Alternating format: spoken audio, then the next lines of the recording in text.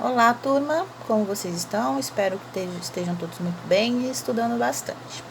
Hoje a gente vai dar continuidade à nossa disciplina de Fundamentos 1, onde abordaremos exame físico, sinais vitais, eliminações e ainda falta um pouquinho aí aqui embaixo do balanço hídrico que a gente vai falar também, tá? Lembro novamente que todos esses tópicos vão ser reabordados quando a gente retornar para a sala de aula, para a gente poder fazer no laboratório a prática desses tópicos, ok? Então, o exame físico. O que é o exame físico? É um procedimento de avaliar o paciente tendo em vista os conhecimentos de anatomia, descrevendo os achados que diferem da normalidade.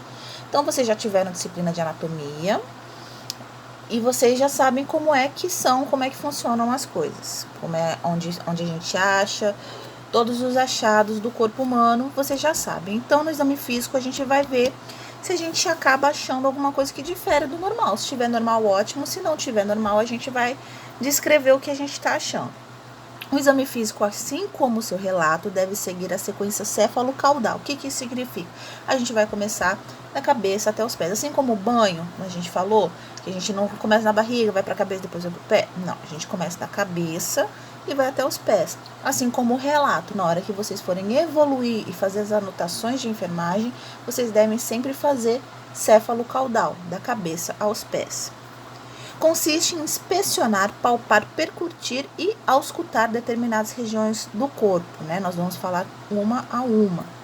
Sempre que possível, deve ser realizado em posição anatômica, em decúbito dorsal, para que, caso este não seja possível, relatar o posicionamento em que foi realizado, né? Se a gente faz ele em decúbito dorsal, a gente consegue ter uma visão melhor do paciente, tá? Sem esquecer que a gente também deve olhar o dorso quando possível. E quando não for possível ou a posição não for em decúbito dorsal, a gente deve relatar em qual posicionamento a gente fez o exame físico do paciente. Então, a gente vai começar com uma das etapas, que é a inspeção. Inspeção é o quê? É a observação. A gente vai olhar o paciente. Então, inspecionar é a gente olhar, a gente vai visualizar, a gente não vai botar a mão, a gente vai só olhar. Então, é a observação detalhada que avalia cores, formas, simetria, né? Simetria é saber se está do mesmo tamanho, da mesma forma. E cavidades corporais. Inicia-se no primeiro contato com o paciente. Então, no que a gente vai conversar com o paciente, a gente vai se apresentar, a gente vai saber como ele está, se ele está bem, se ele não está. Quando a gente faz essa abordagem, a gente já observa, a gente já faz a inspeção. Então, o que a gente olha na inspeção? Primeiro, o estado geral. Então, a gente vai descrever se o paciente está com bom estado geral, mau estado geral. Então, se você olha a aparência do paciente, é uma aparência boa, você olha o paciente, ele está com aspecto bom, a gente coloca bom estado geral ou mau estado geral. Nível de consciência, observa-se a lucidez e verifica seu diálogo.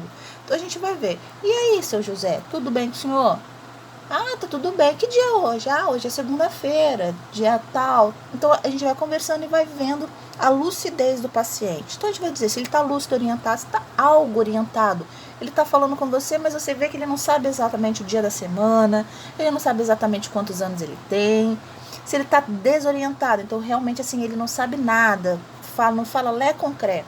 Se ele está sedado, né, se tem medicações que estão sedando o paciente, deixando ele inconsciente, ou se ele é comatoso, se ele está em estado de coma por alguma lesão neurológica. Estado nutricional, a gente vai olhar como é que está aquele paciente. O paciente é obeso, o paciente está acima do peso, visualmente, ok? O paciente caquético, emagrecido, a gente vê todas as protuberâncias ósseas, é um paciente bem consumido, então a gente relata. O paciente está aceitando bem a dieta, você viu, olhou ali a marmitinha dele, ele comeu bem, não comeu, você viu que a marmita ficou inteira. Ele está comendo por onde? Ele está comendo pela boca? Ele foi passado uma sonda para poder se alimentar? Como é que está essa dieta dele? Vocês já aprenderam as dietas, os tipos de dietas terapêuticas, né? Então, o paciente está com dieta líquida, com boa aceitação? Não está. Então, a gente coloca essa observação.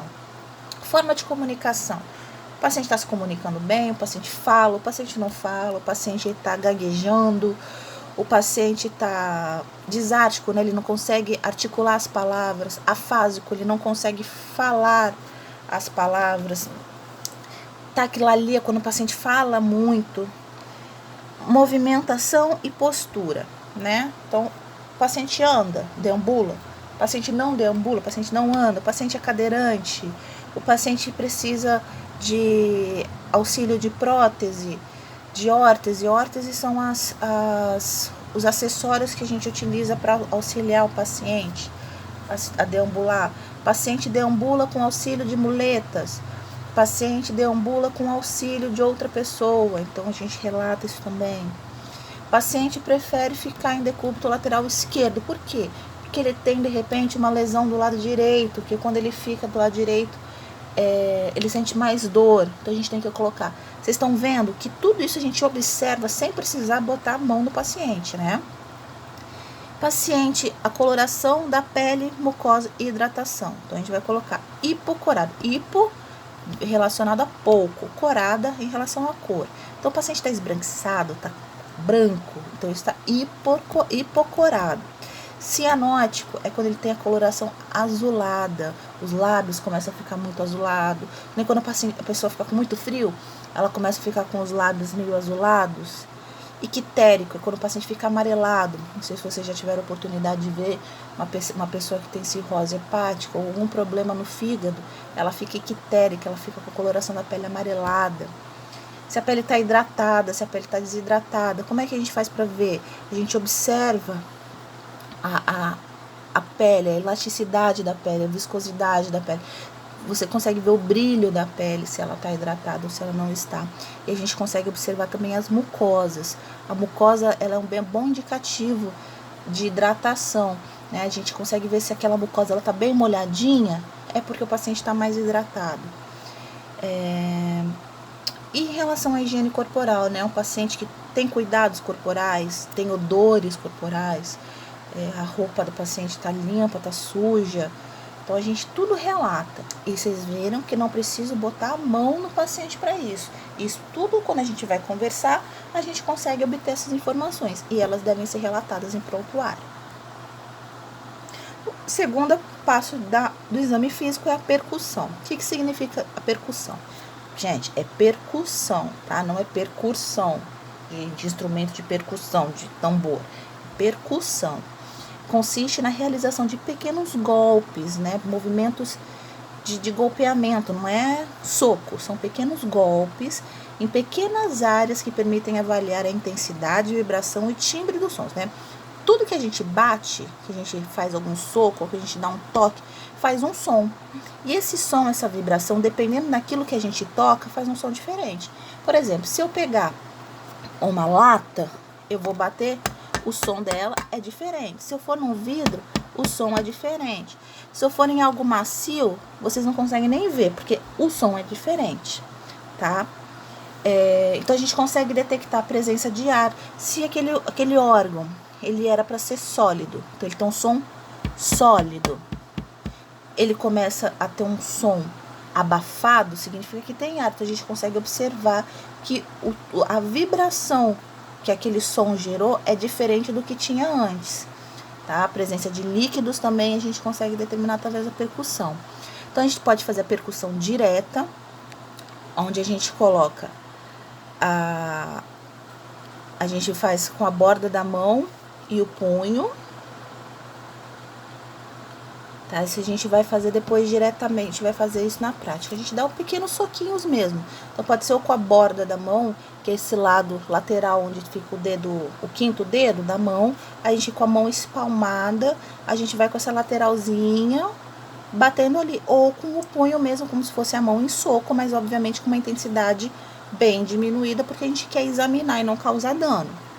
Percussão dígito-digital. A gente vai utilizar o dedo médio de uma das mãos sobre a região avaliada. E da outra mão a gente faz pequenos golpes. Então, a gente coloca os dedos sobre a região, né? Então, eu vou colocar meus 4 dedos, o indicador, o terceiro, o quarto e o quinto dedo sobre a área que eu quero avaliar.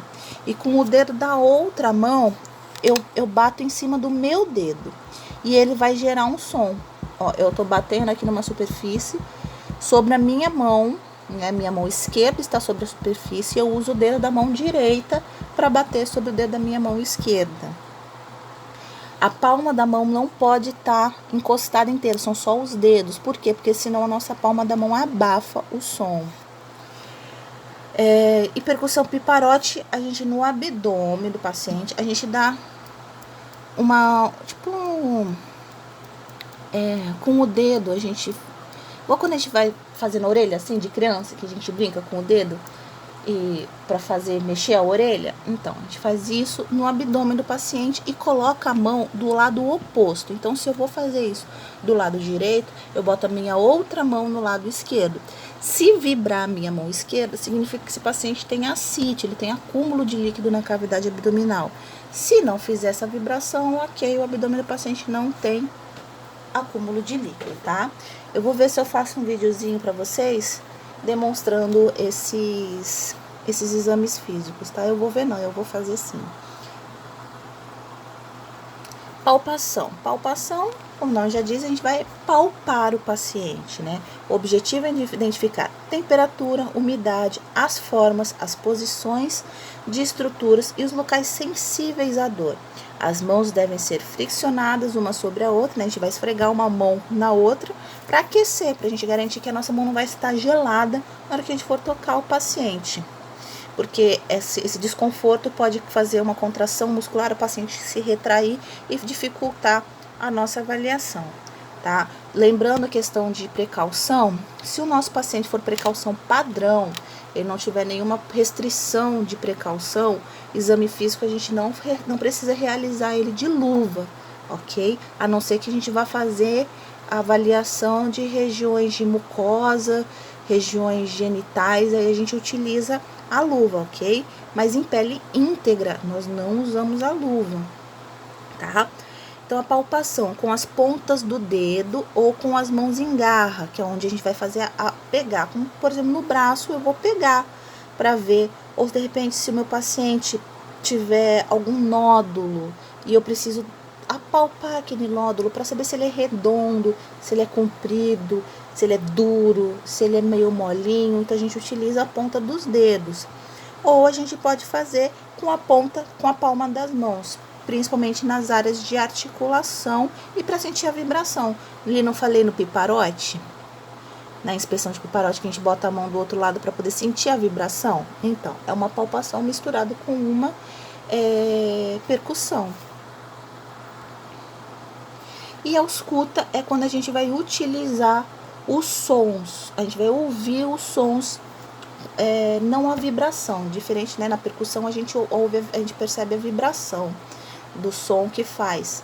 Aqui a gente vai fazer a ausculta, é ouvir o som que o organismo produz, sem a gente precisar fazer estímulo como na percussão. Então, a ausculta direta é quando o nosso ouvido mesmo consegue captar sem a gente utilizar aparelho nenhum, ou a ausculta indireta, que é onde a gente usa o estetoscópio, o aparelho o pinar, que é um que a gente utiliza para fazer a ausculta de barriga de gestante, para ver o batimento cardíaco fetal, o sonar, que é também para utilizar para a gente ouvir o som da barriga da gestante, só que a gente utiliza a tecnologia, né, um aparelho. O pinar é como se fosse um copinho que a gente coloca na barriga da gestante, entre outros aparelhos que se utilizam.